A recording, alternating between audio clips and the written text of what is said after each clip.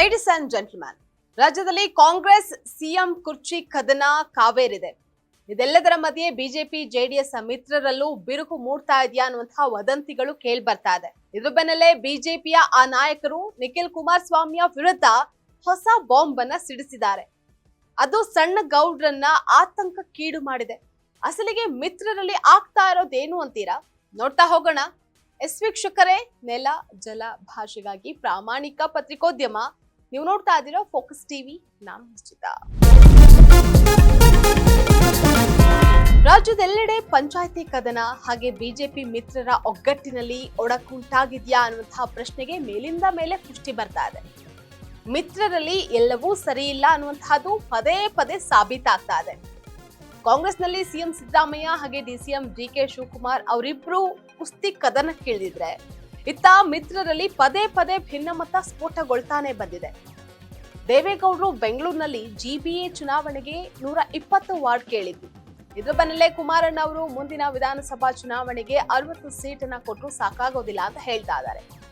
ಇದು ಮಿತ್ರರಲ್ಲಿ ಬೇಸರವನ್ನ ಉಂಟು ಮಾಡೋದಕ್ಕೆ ಮತ್ತೊಂದು ಕಾರಣ ಆಗಿದೆ. ಈಗ ನಿಜವಾದ ವಿಚಾರ ಏನಪ್ಪಾ ಅಂದ್ರೆ ನಿಖಿಲ್ ಕುಮಾರಸ್ವಾಮಿ ಅವರು ಮಂಡ್ಯದ ಕೆಆರ್ ಪೇಟೆಯಲ್ಲಿ ತಮ್ಮದೇ ಅಭ್ಯರ್ಥಿ ನಿಲ್ತಾರೆ ಅಂತ ಹೇಳಿರೋದು ಬಿಜೆಪಿ ಮಿತ್ರರನ್ನ ಮತ್ತಷ್ಟು ಕೆರಳಿಸಿದೆ. ಅಲ್ಲದೆ ಮೂಲಗಳ ಪ್ರಕಾರ ನಿಖಿಲ್ ಕುಮಾರಸ್ವಾಮಿ ಅವರೇ ಸ್ಪರ್ಧೆ ಮಾಡುವಂತಹ ಚಿಂತನೆಯಲ್ಲಿದ್ದಾರೆ ಅಂತ ಹೇಳಲಾಗ್ತಾ ಇದೆ. ಇದು ಅದೇ ಕ್ಷೇತ್ರದ ಮಾಜಿ ಶಾಸಕ ಕೆಸಿ ನಾರಾಯಣಗೌಡರು ಕೂಡ ಈ ವಿಚಾರಕ್ಕೆ ಸಂಬಂಧಪಟ್ಟಂತೆ ಗುಡುಗಿದ್ದಾರೆ.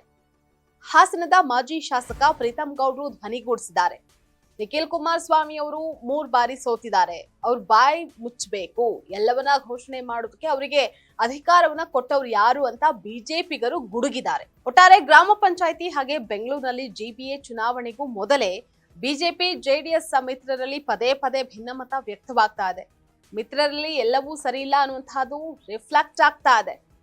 ಪ್ರಧಾನಿ ನರೇಂದ್ರ ಮೋದಿ ಹಾಗೆ ಮಾಜಿ ಪ್ರಧಾನಿ ಜೆಡಿಎಸ್ ವರಿಷ್ಠ ಎಚ್.ಡಿ. ದೇವೇಗೌಡರು ಇದನ್ನೆಲ್ಲ ಹೇಗೆ ನಿವಾರಿಸ್ತಾರೆ ಅನ್ನುವಂತಹದ್ದೇ ಸದ್ಯದ ಪ್ರಶ್ನೆ. ಇದಾಗಿತ್ತು ಇವತ್ತಿನ ಫೋಕಸ್ ಸ್ಪೆಷಲ್ ಸ್ಟೋರಿ.